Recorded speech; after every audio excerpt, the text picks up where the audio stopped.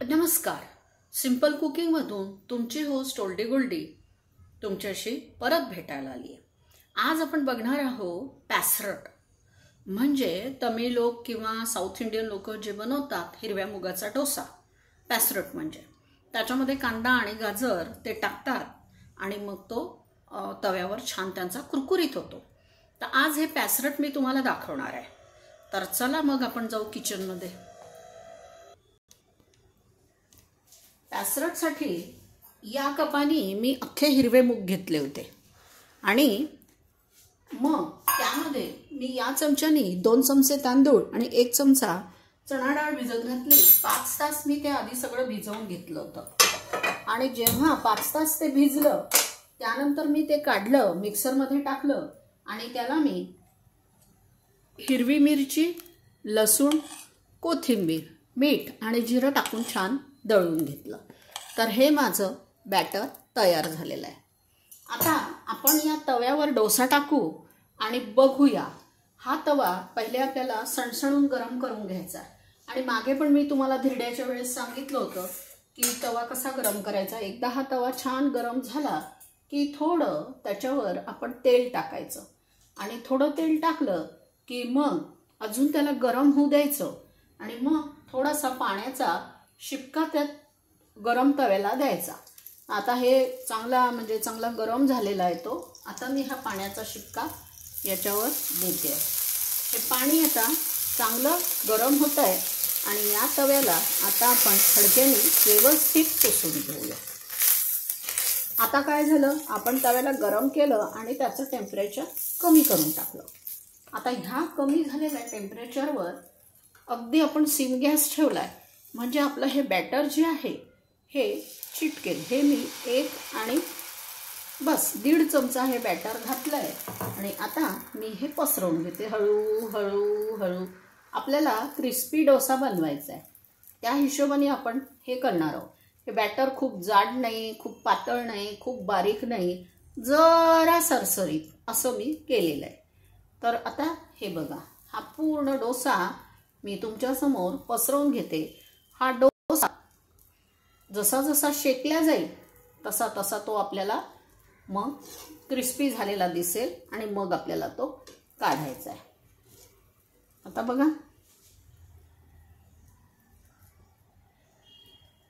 हा डोसा आता सिम गॅसवरच आपल्याला शिजवायचा आहे.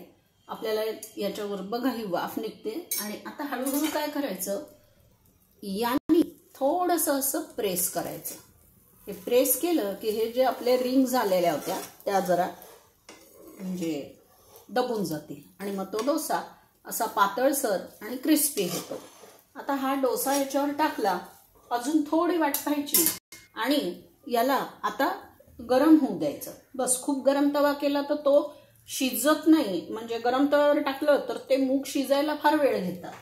आता या डोश्यावर हे लोक कांदा आणि गाजर किसून घालतात आणि हा कांदा आणि गाजर याच्यामध्ये त्या डोश्याच्या वाफेवरच ते शिजतं.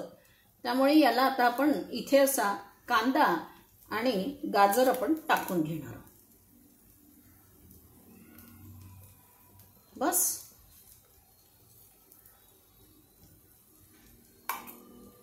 आणि आता याला होऊन देत, याला चांगलं लाल होऊ देत आणि मग आपण त्याला काढू.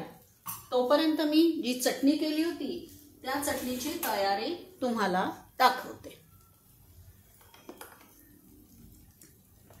चटणीमध्ये मी हे फुटाण्याचं डाळं, शेंगदाणे, ओलं खोबरं, जिरं, कोथिंबीर, पुदिना, ही कोथिंबीर, हा पुदिना, हिरवी मिरची, शेंगदाणे, ओलं खोबरं, जिरं, थोडी साखर, हे डाळवं आणि थोडं मीठ याच्यामध्ये मी घातलं आणि हे सगळं चांगलं मिक्सरमधून दळून घेतलं. आणि मिक्सरमधून दळल्यानंतर मी त्याला याची फोडणी दिली.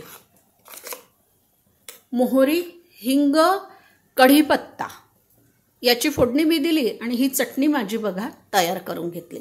याच्यासोबत हे खातात, म्हणजे टोमॅटोची चटणी पण खातात, याच्यासोबत सांबार पण खातात आणि ही जी आपण आत्ता चटणी केली, जी नॉर्मल डोस्याला किंवा इडली सोबत करतात, ती चटणी देखील खातात. तर मी इडलीचीच चटणी आज केली, जास्त काही मी भानगड करत बसले नाही, कारण मला हा डोसा तुम्हाला दाखवायचा होता. काय होतं, आपण हॉटेलमध्ये खातो आणि मग तो आपल्याला खूप कुरकुरीत लागतो आणि घरचा लुळा होतो. असं का? असं काही नाही. त्याचं टेक्निक फक्त तव्याचं आहे. तवा सणसणून तापवायचा, मग त्याच्यावर तेल लावायचं, मग पुन्हा सिम करायचा गॅस, पाण्याचा शिपका मारायचा आणि सगळं ते पुसून घ्यायचं. आणि मग आता हा डोसा जसा जसं आता बघा, ही वाफ याच्यावर आपल्याला हातावरही वाफ येते.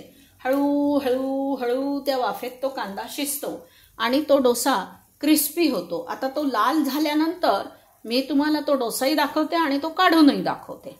मग आपल्याला आता थांबावं लागेल. हा डोसा फार लवकर काही होत नाही, याला वेळ लागतो. जसं भाकरीला थोडासा वेळ लागतो. पराठा तुम्ही तव्यावर टाकून पटकन दाखवू शकता, पण ह्याच्यामध्ये असं होतं. आत्ता एक अगदी असट उपमा करतात आणि तो उपमा याच्यात टाकतात आणि त्याला एमेले पॅसरट्टू असं म्हटलं जातं साऊथकडे, आणि तो लोक खूप आनंदाने खातात. उपम्यासारखा उपमा असला तरी तो खूप, म्हणजे 1 कप रवा असेल तर त्याला 6 कप पाणी टाकतात. ते इतकं ते असं सॉस सारखं करतात आणि ठेवून देतात. हे पॅसरट्टू शिजेस्तवर ते थिक होतं आणि मग ते थिक झालं की त्या पॅसरट्टूवर ते टाकायचं. आत्ताशी कुठे हे अगदी खालून हळू हळू हळू होतंय. अजून हा पूर्ण व्हायचा आहे.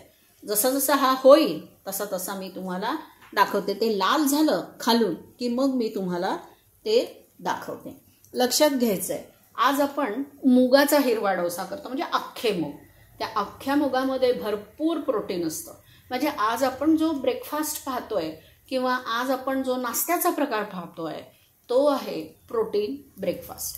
बरं, याच्यासोबत आपण फायबर खातोय. आपण जी चटणी खाल्ली आहे ते फुटाण्याचं डाळं, आणि त्या चटणीमध्ये दही वगैरे काहीच नसतं, नुसतं मिरची आणि हे, म्हणजे हे पण प्रोटीन झालं, फायबर झालं, आणि ते पण प्रोटीन आणि फायबर. अशा प्रकारे आपण आज प्रोटीन रिच ब्रेकफास्ट आणि प्रोटीन रिच तुम्ही म्हणाल की नाश्ता म्हणा. ब्रेकफास्ट म्हणजे तर सकाळी खाल्लं तर, दुपारी 4 वाजता खाल्लं तर त्याला नाश्ताच म्हणता येईल, तो काही ब्रेकफास्ट होत नाही. तर अशा पद्धतीने आपण आज हा मूगडाळीचा पॅसरट केलेला आहे, म्हणजे मूगडाळ डोसा. थोडक्यात पॅसरट म्हणजे हा तवा मोठा आहे, आपला गॅसची शेगडी छोटी असते. थोडंसं तव्याला इकडे तिकडे फिरवून ते लाल करून घ्यायचं. त्याला अजिबात डिस्टर्ब करायचं नाही.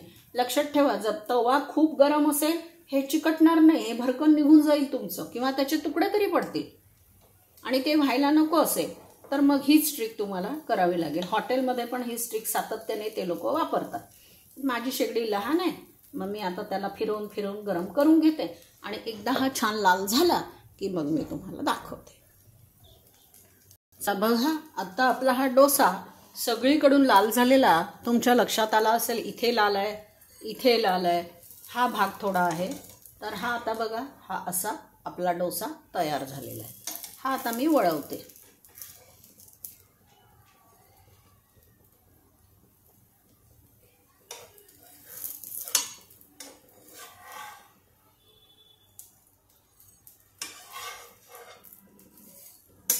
तर आपला हा डोसा आता तयार झालेला आहे. आपण आता एका प्लेटमध्ये त्याला काढून घेऊया.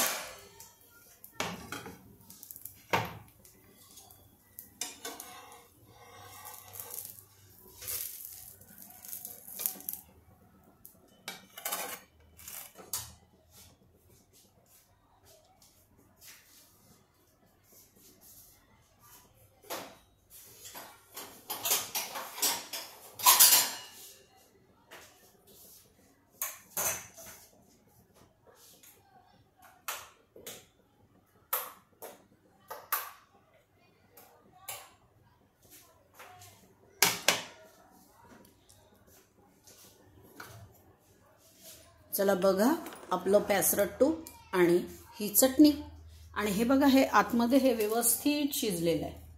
अगदी व्यवस्थित असा हा क्रिस्पी डोसा झालेला आहे. हा मी आधी एक केला होता बारीक.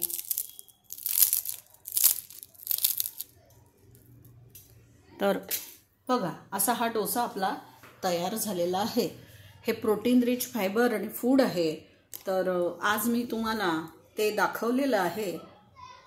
तुम्हाला जर माझी ही रेसिपी आवडली असेल तर माझ्या चॅनलला लाईक, सबस्क्राईब, शेअर, कॉमेंट जरूर करा. तुमच्या आता कॉमेंट्स येत आहेत, मला कळतं आहे आणि मी उत्तर पण द्यायचा प्रयत्न करते आहे.